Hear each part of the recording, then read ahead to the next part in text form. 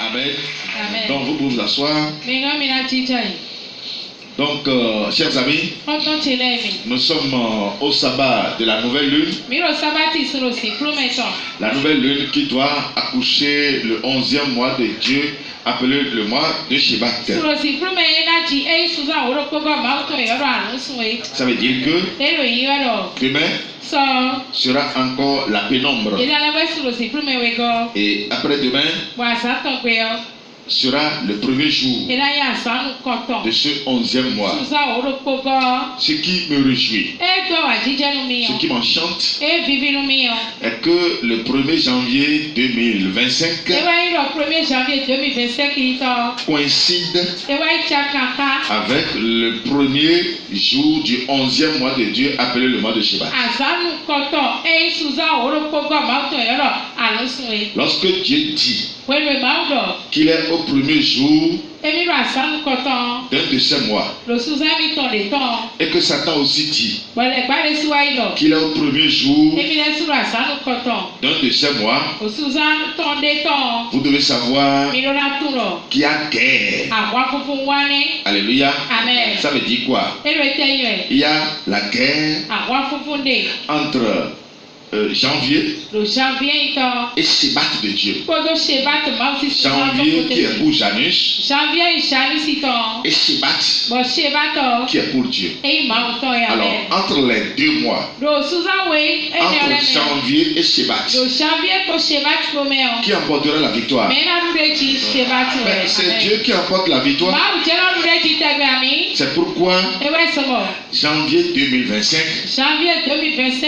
n'existe pas, n'apparaîtra pas, ne viendra jamais. Alléluia. Amen. Parce que l'Éternel se lève et ses ennemis se dispersent. Alléluia. Lorsque l'Éternel parle, personne ne parle. Alléluia. Amen. Donc cette année, ils ont fait cette erreur. Et voilà, ils ont rencontré la grande montagne. Et nous sommes de la montagne. Car nous représentons cette pierre qui a quitté la montagne sans le secours d'aucune main. Et c'est nous qui allons détruire la statue qui représente le système que le diable a établi depuis des milliers d'années jusqu'à là où nous sommes.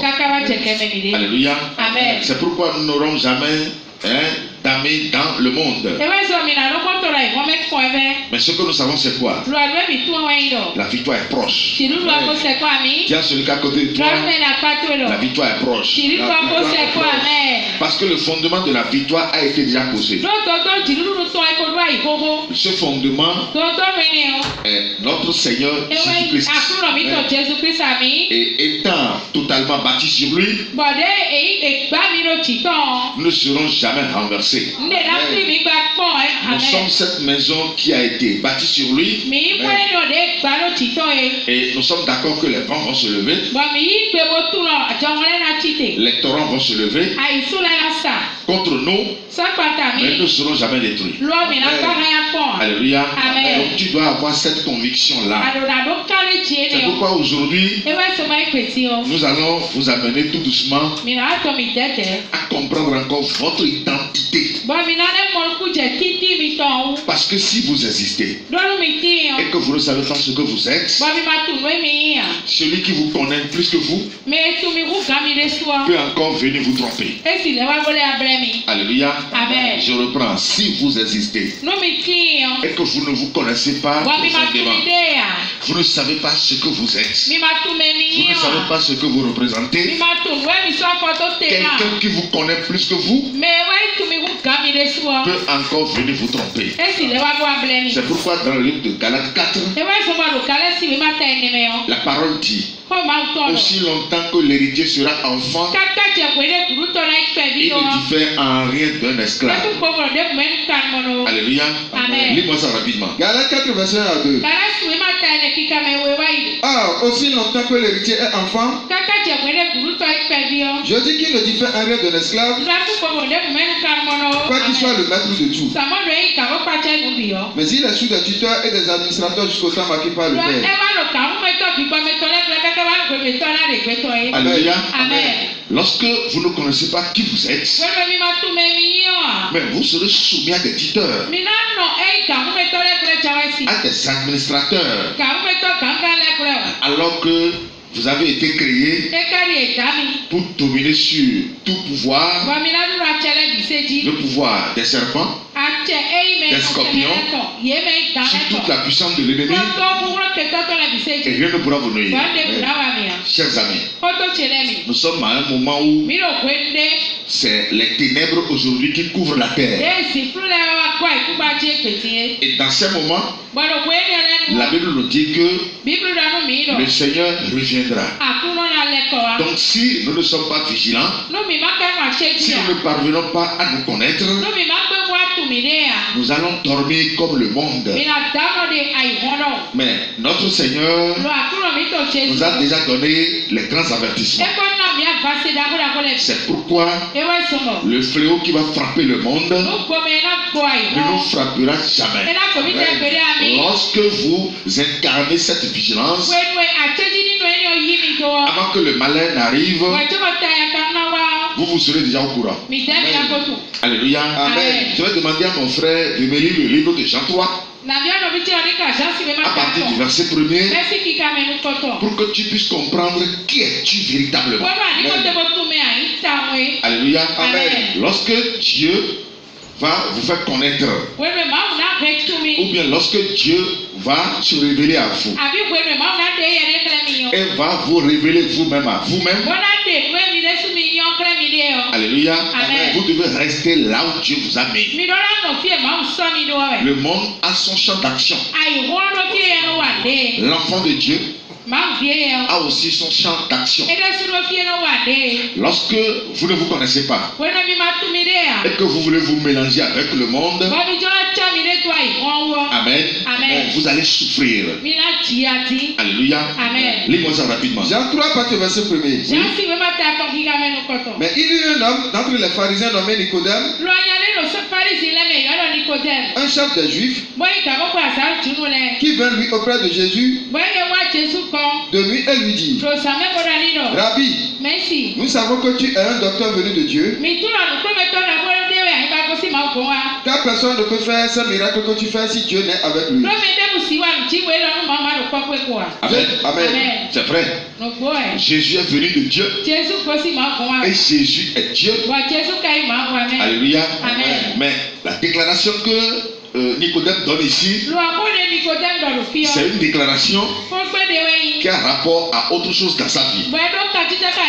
Lui n'a pas la bonne perception de Jésus, non. Parce que lui ne sait pas ce que Jésus est venu faire. Alléluia. Mais lui a été attiré par autre chose. C'est pourquoi il est en train de donner cette déclaration. Amen. Amen. Aussi longtemps qu'il ne va pas connaître qui est Jésus, Jésus ne va jamais lui révéler qui il est. Amen. Amen. Oui, vas-y. Jésus lui répondit: en vérité, je te le dis, si un homme ne naît de nouveau, il ne peut voir le royaume de Dieu. Amen. Vous devez savoir que la venue de Jésus incarne une transformation totale. Jésus est venu transformer l'homme.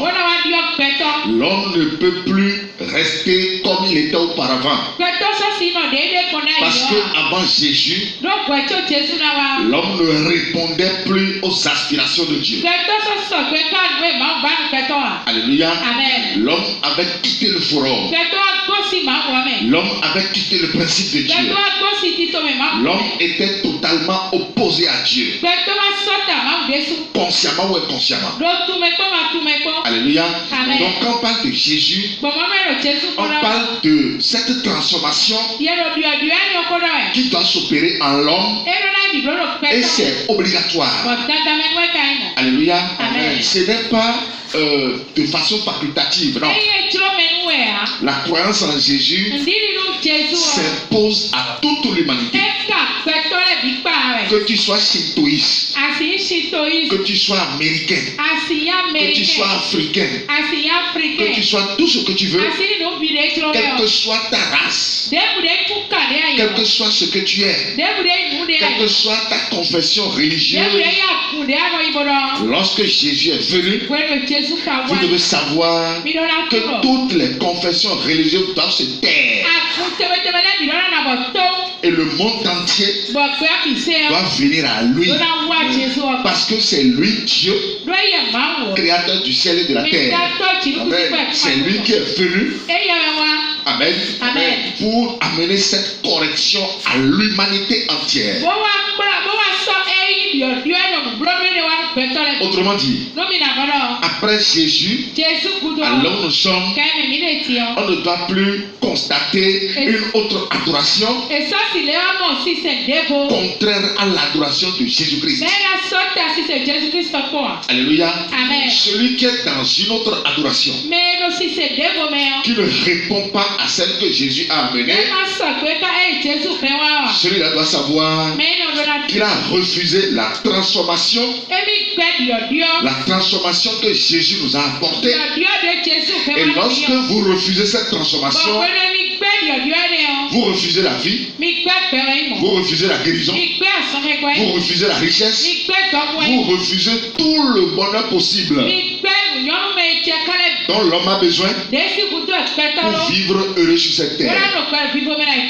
Si des gens autour de nous pleurent à chaudes larmes, si les gens autour de nous continuent toujours de grincer les dents, si les gens autour de nous continuent toujours de vivre les amertumes, c'est parce qu'ils ont refusé la transformation que Jésus a amenée à l'homme.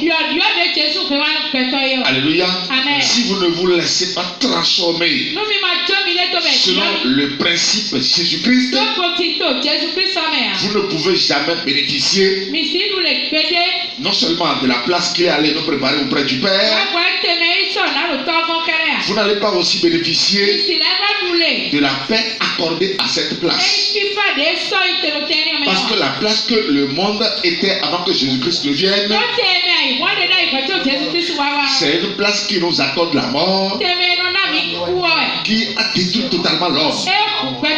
C'est pourquoi, mon frère, ma soeur, dans ce livre de Jean 3, nous allons descendre dans la lecture pour que tu puisses comprendre l'entité que tu représentes en Dieu. Alléluia. Amen. Et la place que Dieu t'a accordée. Et aussi longtemps que tu auras les yeux ouverts sur qui tu es, sur la place que Dieu t'a accordée, tout le bonheur possible de Dieu te sera donné gratuitement. Amen. Alléluia. Amen. Parce qu'on ne peut pas quand même manger les pédales. Vous ne pouvez pas être en dehors de Jésus-Christ. Vous ne pouvez pas être en une place qui ne répond pas à la transformation que Jésus a menée. Elle va demander à avoir le bonheur de Jésus-Christ. Parce que c'est ce que nous constatons avec le monde chrétien. C'est pourquoi à chaque fois je vous dis, moi je ne suis pas chrétien. Et je ne serai jamais chrétien. Toi qui m'écoutes, si tu comprends ce que nous prêchons, tu ne seras plus aussi chrétien. Parce que Jésus-Christ n'a pas amené le christianisme. Alléluia. Amen. Le christianisme a quitté la Rome. Et c'est un mouvement humain ayant pour fondement le dieu Janus, dont le but est de séquestrer l'humanité entière dans l'idolâtrie. C'est pourquoi quand on dit chrétien, on peut te dire encore chrétien pécheur. Mais Jésus n'est pas venu pour que ceux qui vont le croire porteront encore leur péché. Parce que quand on dit pécheur, c'est celui qui est opposé à Dieu, consciemment ou inconsciemment. Alléluia. Amen. Donc moi je ne suis pas chrétien. Parce que Jésus m'a transformé. Et aujourd'hui, je suis très saint. Le livre de Matthieu 5, verset 48 dit: soyez parfaits comme votre Père Céleste aussi est parfait.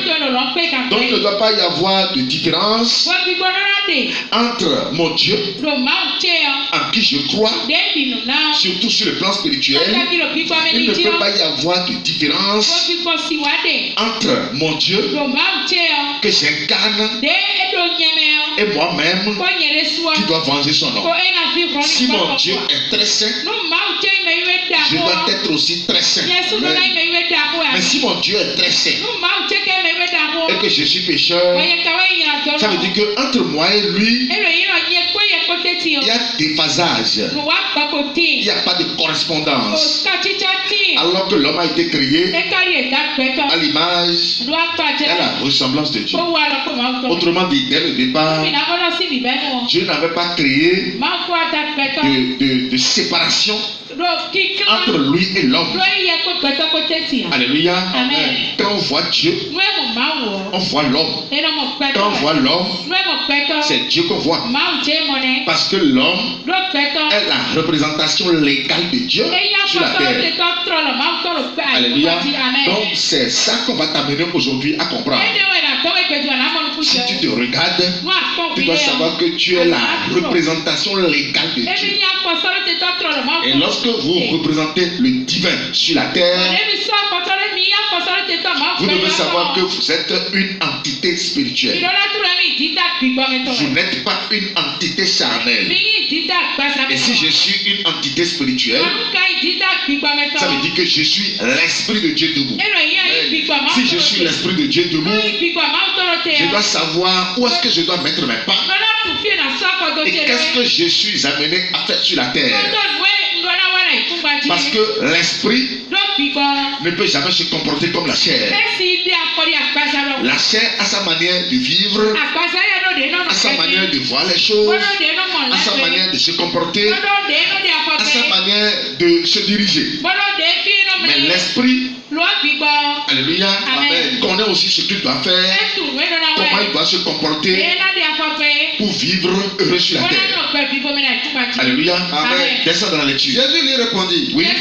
En vérité, je te le dis, si un homme ne naît de nouveau, il ne peut voir le royaume de Dieu. La nouvelle naissance est obligatoire. Et c'est quoi cette nouvelle naissance?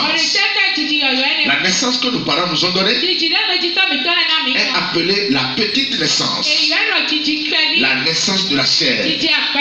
Alléluia. Amen. Quiconque va vouloir vivre par rapport à cette naissance ne peut jamais avoir la paix. Il peut prier, il peut jeûner, il peut tout faire, il peut donner tous ses biens. Il va souffrir fatigué. Alléluia. Amen. Et c'est ce qui se passe avec le monde chrétien. Ils ne se sont pas laissés transformer par le principe de Jésus-Christ. Alléluia. Vous devez savoir que en Jésus-Christ, une nouvelle naissance est obligatoire, appelée la haute naissance, la naissance spirituelle. Alléluia. Amen. Et celui qui doit naître de nouveau, en venant à Jésus, doit abandonner ce qu'il était avant. Il doit rejeter l'ancien homme qu'il était avant. Il doit rejeter sa vie antérieure. Amen. Amen. Sa vie de l'idolâtrie. Sa vie qui l'amène à aller adorer les faux dieux. Que ce soit dans sa maison, que ce soit les faux dieux que la Rome nous a imposés. Alléluia. Amen. Vas-y. Nicodème lui dit: oui. Comment un homme peut-il naître quand il est vieux? Peut-il rentrer dans le sein de sa mère et naître? Jésus répondit: en vérité, je te le dis, si un homme ne naît d'eau et d'esprit, il ne peut entrer dans le royaume de Dieu. Ce qui est né de la chair est chair, et ce qui est né de l'esprit est esprit. Amen. Amen. Amen. Ce qui est né de la chair est chair. Ce qui est né de l'esprit est esprit. C'est pourquoi je dis, celui qui est enfant de Dieu ne peut jamais dire qu'il ne peut pas voir Dieu. Celui qui est né de Dieu ne peut jamais rester sans entendre à chaque fois la parole de Dieu. Parce que si c'est Dieu qui vous accorde la nouvelle naissance, obligatoirement, son esprit doit descendre en vous. Et si son esprit est en vous, vous êtes son enfant. Et à chaque fois, il doit vous parler. À chaque fois, il doit vous parler. Constatez comment nous aussi nous parlons à nos enfants.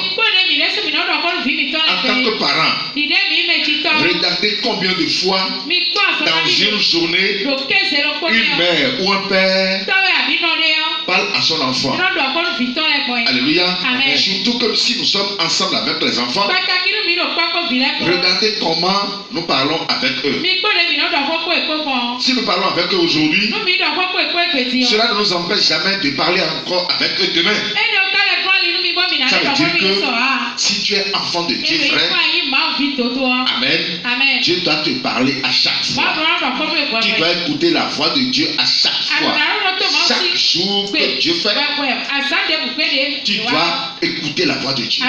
Tu dois entendre la voix de Dieu. Parce que à chaque fois, tu as quelque chose à te dire. Mais si vous êtes enfant de la chair, vous ne pouvez jamais entendre la voix de Dieu. Parce que entre la chair et l'esprit, il y a quelque chose qui est totalement en contradiction. La chair est contraire à l'esprit et l'esprit aussi est contraire à la chair. Alléluia. Donc si nous sommes enfants de la chair, nous ne pouvons jamais entendre ce que Dieu dit. C'est pourquoi au moment où Jésus était sur la terre, alléluia, un jour il parlait, il donnait le message et les apôtres lui ont demandé, mais pourquoi tu parles en parabole? Et prenant la parole, il leur a dit, c'est comme ça je vais leur parler pour que en entendant qu'ils n'entendent pas et qu'en voyant qu'ils ne voient rien. Mais à vous, enfants du royaume, je dois vous décoder la parole. Donc vous devez savoir que nous avons aussi reçu cette grâce de transformation. Et c'est pourquoi la parole de Dieu est totalement décodée dans notre vie. La parole de Dieu ne doit plus rester en parabole. Et c'est ce que Jésus nous a promis avant de partir.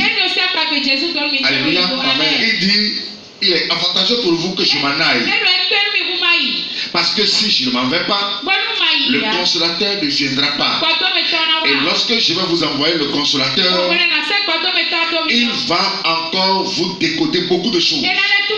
C'est pourquoi à l'heure où nous sommes, il y a beaucoup de révélations, il y a beaucoup de paroles qui sont restées codées.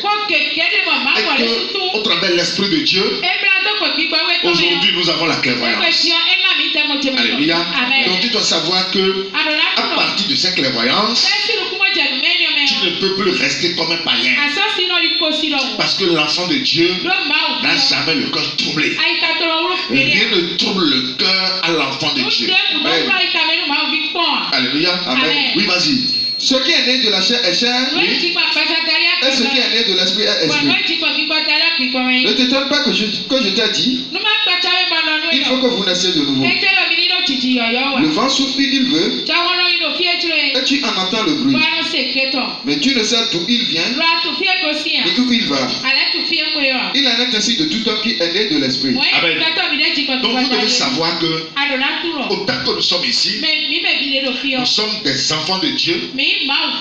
Autrement dit, nous sommes des esprits de Dieu. Dis à celui qui a côté de toi, tu es esprit de Dieu.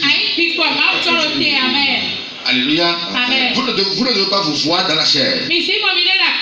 Vous ne devez pas vous voir parce que vous êtes un être humain comme les autres. Non.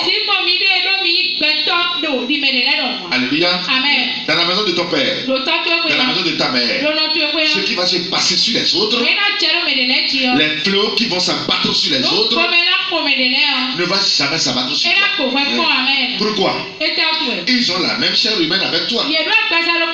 Mais c'est parce qu'ils ne sont pas esprits. Toi, tu es esprit de Dieu. Parce que Dieu, pour te voir, lui ne voit pas la chair. Lui voit son esprit en son enfant. Et c'est ça la ressemblance. Donc, si nous voulons vivre, nous devons vivre en tant qu'esprit de Dieu. Nous n'allons pas vivre en tant que la chair. Autrement dit, la chair ne peut pas nous conduire.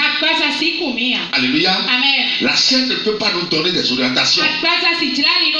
Comment on refuse l'orientation de la chair?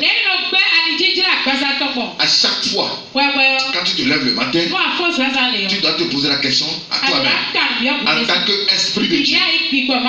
Alléluia. Qu'est-ce que je dois faire aujourd'hui?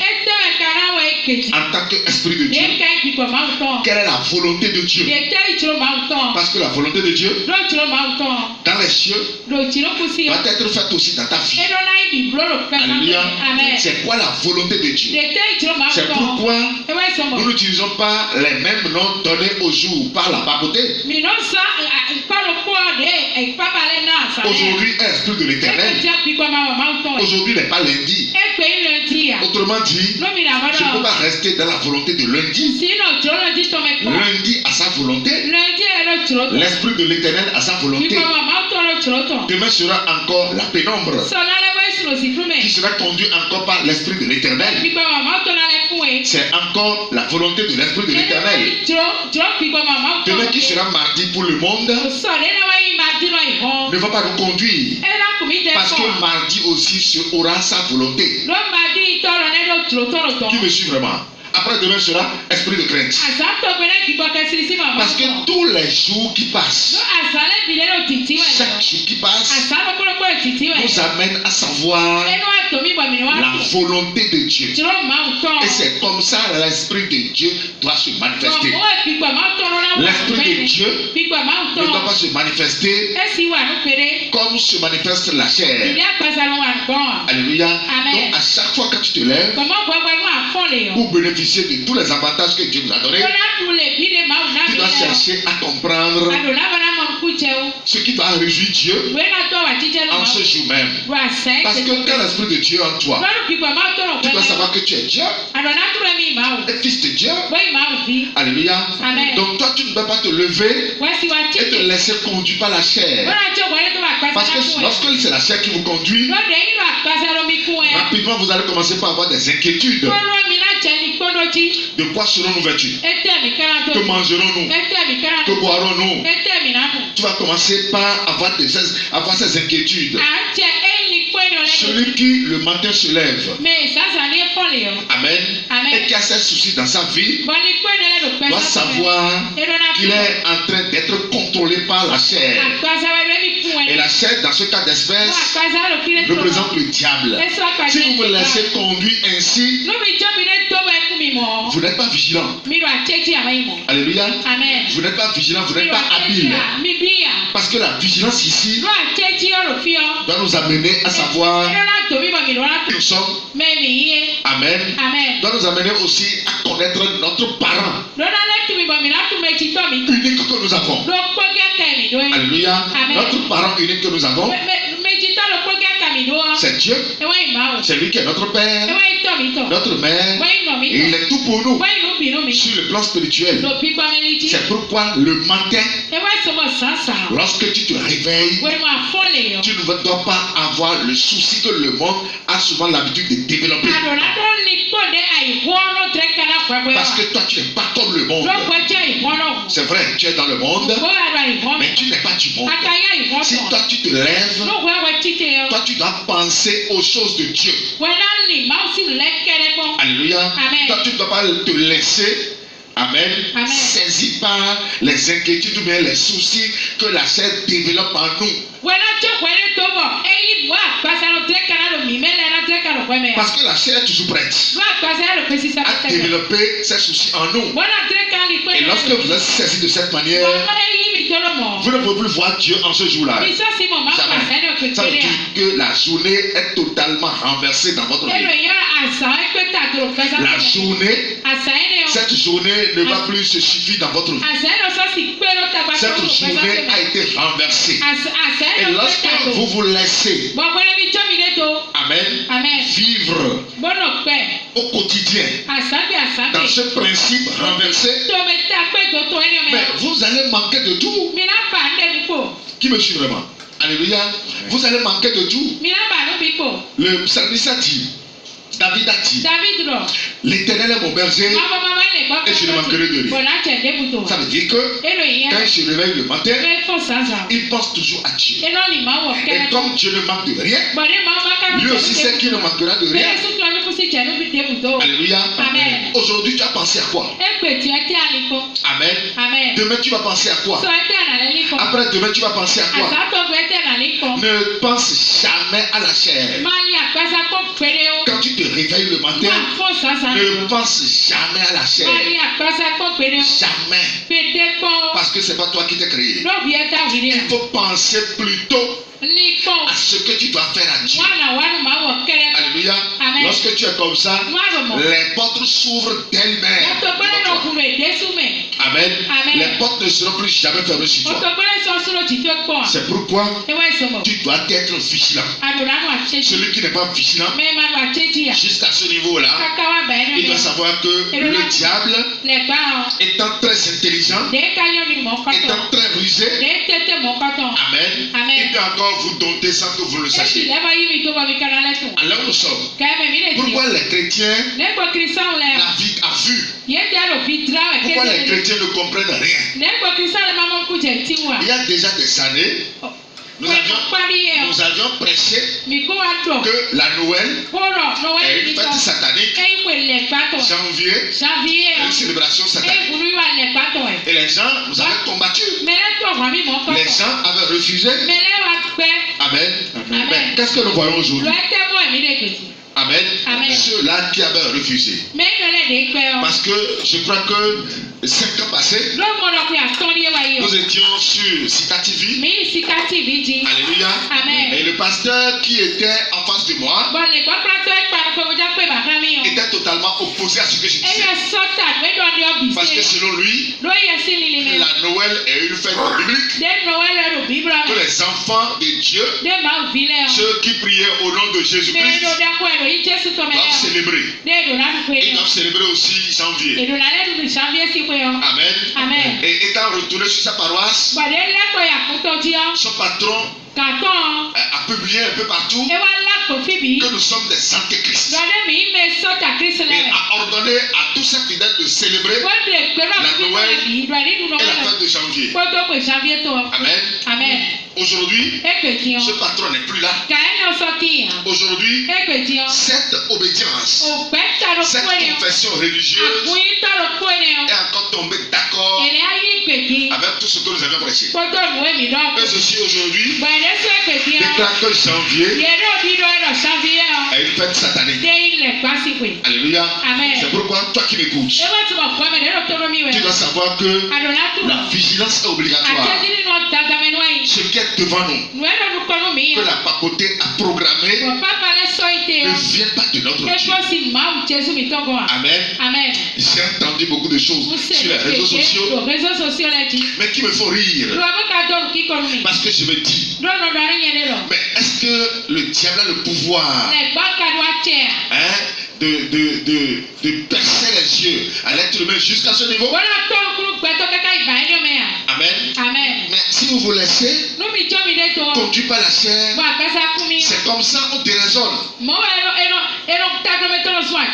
C'est comme ça on déraisonne. Parce que quelqu'un qui prie au nom de Jésus-Christ, mais qui se lève encore pour défendre le Dieu soleil, mais moi je vois que c'est totalement absurde. Mais c'est inacceptable. Parce que si je dis au nom de Jésus, je dois savoir ce que je dis. Au nom de Jésus, interpelle 4 entités. Alléluia. Il y a Dieu, qui est le premier être vivant. Il y a Jésus, le second être vivant. Il y a moi-même, le troisième être vivant. Il y a le Saint-Esprit, le quatrième être vivant. Parce que les 4 que je viens de citer ont un même nom. Et c'est ça qu'est Jésus-Christ. Mais c'est ton nom spirituel. C'est ce que Dieu t'a donné. Dans le livre de Apocalypse 22, verset 3 à 7. Dis-moi ça. Dis-moi ça.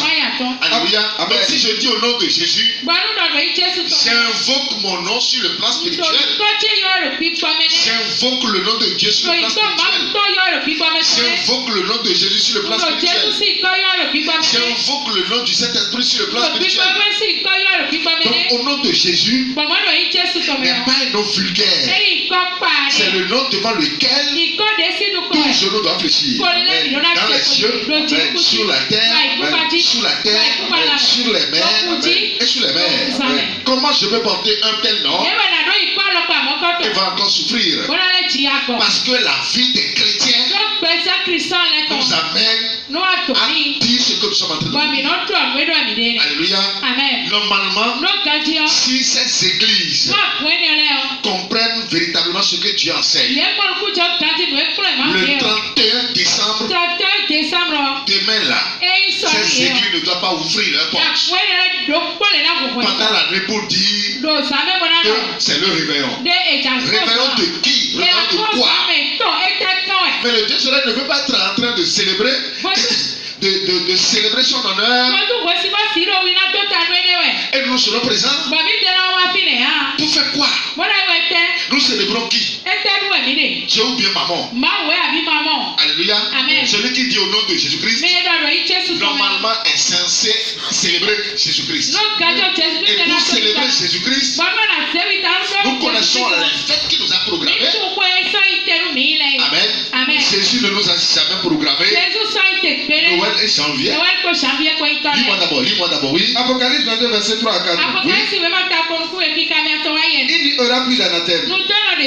Le trône de Dieu et de l'agneau sera dans la ville. Ses serviteurs le serviront vers sa face. Et son nom sera sur leur front. Il n'y aura plus d'anathème. Le trône de Dieu et de l'agneau sera dans la ville. Alléluia. Amen. C'est dans quelle ville? La ville que tu représentes pour Dieu. Tu es la ville sainte. La nouvelle Jérusalem. La ville dans laquelle Dieu a établi son trône. Alléluia. Amen. Le trône de Dieu et de l'agneau sera dans la ville. Ses serviteurs le serviront. Mais nous sommes ses serviteurs. Le serviront et verront sa face. Et son nom sera sur leur front. Mais son nom c'est quoi? Son nom c'est Jésus-Christ.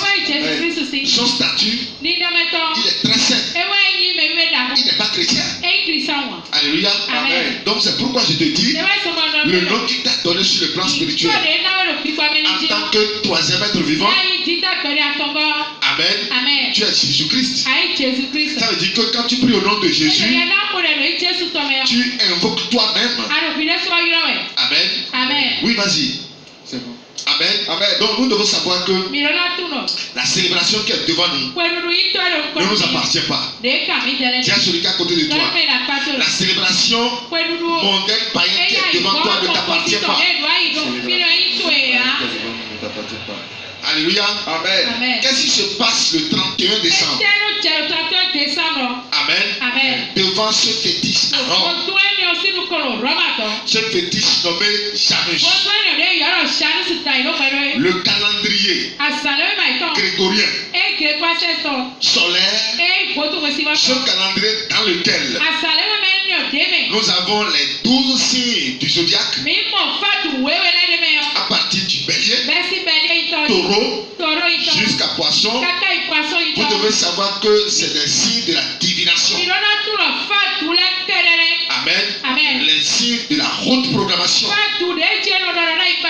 préparé par la franc-maçonnerie, ne serait-ce que pour détruire l'humanité entière. Donc, au travers de ces 12 signes de zodiaque, il y a des programmations maléfiques qui sont toujours laissées. Alléluia. Sur chaque signe. Et avant que minuit ne sonne, il y a une question qui est souvent posée à l'humanité. Tout ce que nous avions dit, est-ce que vous les avez acceptés? Lorsque minuit sonne et que l'homme commence par donner des cris, alléluia, que ce soit dans les églises ou à la maison, on dit oui, je suis rentré dans une nouvelle année. Lorsque vous acceptez comme ça, rentrer dans cette nouvelle année satanique, vous acceptez toute la programmation maléfique qui a été déjà faite sur les signes. Et lorsque vous acceptez la malédiction, vous ne pouvez plus au cours de l'année refuser encore ce que vous avez déjà accepté. Parce que après avoir accepté, il y a un sacrifice humain qui est fait pour sceller la voix que tu as donnée. Alléluia. Donc le fait de dire gloire à Dieu après minuit dans les églises, de dire oui, j'ai accepté tout ce que vous avez dit. Alléluia. Amen. Et lorsque tu acceptes comme ça, tu ne peux plus refuser par la suite. Alléluia. Parce que tu es déjà rentré en alliance. Donc c'est pour te dire quoi? Ne rentre jamais dans l'alliance qui est devant toi. Parce que c'est une alliance qui donne la mort. Si tu es vigilant, tu dois savoir où mettre tes pas. En tant qu'entité esprit de Dieu, tu ne dois jamais te mêler au diable. Alléluia. Donc janvier ne te correspond pas. Noël ne te correspond pas. Ces fêtes ne sont jamais bibliques. Amen. J'ai entendu quelqu'un la fois passée dire que oui, on doit célébrer la Noël. Parce que autrefois c'était une fête dédiée au Dieu soleil invaincu. Lui-même il est conscient de ça. Amen. Et que c'est pour ramener les païens à Jésus que l'Église s'est arrogée de cette fête. Mais écoutez, Amen. Pour convertir quelqu'un à Dieu, pour amener quelqu'un à Dieu, mais Dieu ne nous a jamais dit d'aller rester dans son abomination avec lui. Alléluia. Pour ramener un païen à Dieu, je ne peux pas me rendre encore païen. Amen. Et rester là-bas avec lui. Je dois faire quoi? Je dois lui montrer ce qu'il fait et qui n'est pas bon devant Dieu. Et lui montrer ce que Dieu a établi et qui est bon pour l'homme. C'est à partir de là que je suis en train de faire convertir mes alentours. Oui ou non? En acceptant rester dans l'alliance païenne avec les païens. Mais qu'est-ce que vous faites alors de ce que tu as programmé pour vous? Alléluia. Parce que je trouve ça totalement erroné. Pour convertir quelqu'un, vous devez lui porter la parole. Et vous devez lui dire de quitter ce qu'il est en train de faire. Amen. En évangélisant un idolâtre, je dois lui dire quoi? Que l'adoration doit être donnée à Dieu seul. On ne donne pas adoration à deux dieux. C'est pas que je dois rester encore dans l'idolâtrie avec lui. Alléluia. Bon, maintenant que l'Église a fait ça depuis longtemps, ça a donné quoi? Depuis 2024 ans, où la papauté a imposé ce principe au monde entier. Où sont les fruits? Est-ce que l'homme est parvenu à devenir saint? Selon selon ce que Dieu veut. Jusqu'alors, nous sommes. Le monde chrétien n'est même pas parce que le chrétien est pécheur. Alléluia. Alors que Jésus n'est pas venu pour que l'homme soit encore pécheur. Parce que c'est lui qui est l'agneau de Dieu qui ôte le péché du monde. Donc Jésus est venu pour que, après l'avoir accepté, nous devenions saints. C'est ce que Dieu a dit dans le livre de Lévitique 19. Il dit soyez saints comme votre Père Céleste aussi est saint. Alléluia. L'église, en s'arrosant de ses fêtes sataniques, Amen, nous amène devant quoi? Nous amène toujours dans l'adoration du Dieu soleil. Et c'est ça qui est encore devant nous.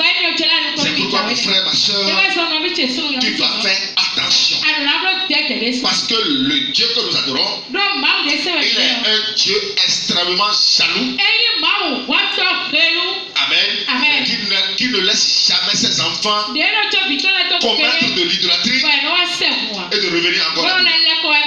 Alléluia. Celui qui, après avoir connu Dieu, de façon consciente, commet encore de l'idolâtrie. Comme ce que Aaron fait avec le peuple en créant le veau d'or. Vous devez savoir que si vous commettez encore ces bavures, Dieu ne sera plus jamais d'accord avec vous. Parce que lorsque vous rentrez dans l'idolâtrie, la protection vous quitte. Et si la protection vous abandonne, vous êtes vulnérable. Alléluia. C'est pourquoi à chaque fois, étant sous la couverture de Dieu, nous savons que rien ne peut nous venir de mal. Rien ne peut nous arriver de mal. Le mal ne fait pas le même chemin avec nous. Oui, dis-moi ça. Lévitique 19, verset 1 à 2. L'Éternel parla à Moïse et dit: parle à toute l'assemblée des enfants d'Israël et tu leur diras: soyez saints, car je suis saint, moi l'Éternel votre Dieu. Celui qui est saint doit rester pour Dieu. Alléluia. Amen. Celui qui n'est pas saint doit rester pour son Dieu. Et si vous n'êtes pas saint, vous êtes païen, vous êtes pécheur. C'est pourquoi la papauté nous a appris cette prière, que l'homme doit être pécheur jusqu'à sa mort. On dit: je confesse à Dieu, je reconnais que j'ai péché. Quelle reconnaissance! Alors nous sommes, Jésus nous demande de le reconnaître en tant que Dieu et Fils de Dieu. Nous ne sommes plus au temps où nous allons confesser les péchés, mais nous sommes au temps où nous devons confesser Jésus-Christ. Alléluia. Amen. Parce que celui qui vient à Jésus, c'est qu'il est pécheur. Parce que sans Jésus, vous êtes pécheur. Et étant pécheur, on est assailli par les fléaux. C'est pourquoi nous venons à Jésus. Maintenant, si nous venons à Jésus, nous disons oui. Il est Dieu, le Fils de Dieu, et il est venu se sacrifier pour nous purifier. C'est cette croyance qui nous amène vers lui. Et il nous défend de commettre encore de l'idolâtrie. Et nous acceptons, oui. Ça veut dire qu'en acceptant Jésus comme ça, vous devenez saint. C'est cette foi qui nous sanctifie. Ce n'est pas la confession des péchés qui te sanctifie. Non. Parce que quand vous confessez quelque chose, la chose doit prendre corps pour revenir. Si à chaque fois tu dis: je vais faire d'accident, je vais faire d'accident, un jour tu vas faire d'accident. Alléluia. Si à chaque fois tu dis: je suis pécheur, je suis pécheur, je suis pécheur, ça veut dire que je suis opposé à Dieu. Je suis opposé à Dieu. Le malheur va toujours venir. Mais quand tu dis: Jésus-Christ est Seigneur, mais c'est qui Jésus-Christ? C'est ton nom spirituel. Jésus-Christ est Seigneur. Jésus-Christ est Seigneur. Jésus-Christ est Dieu, Fils de Dieu. Mais c'est à lui que Dieu a donné la plénitude. Nous sommes héritiers du Dieu vivant, co-héritiers avec lui. Ça veut dire que si nous confessons qu'il est Seigneur, Seigneur, Seigneur, il fera aussi de nous des seigneurs. Il fera aussi de nous des dieux. Et tout ce que Dieu lui a donné nous appartient aussi. En Jésus, il n'y a pas la mort. En Jésus, il n'y a pas la maladie incurable. En Jésus, il n'y a pas la pauvreté. En Jésus, il n'y a pas la misère. Alléluia. Donc, en confessant Jésus, nous aurons tout le bonheur que Dieu a semé en lui. Mais ce que nous constatons aujourd'hui dans les églises, la misère. L'église est devenue misérable. L'église est remplie des gens misérables. Alléluia.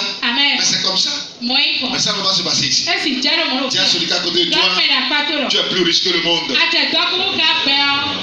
Amen. Amen. Donc ta confession doit être différente de la confession que la papauté nous a imposée.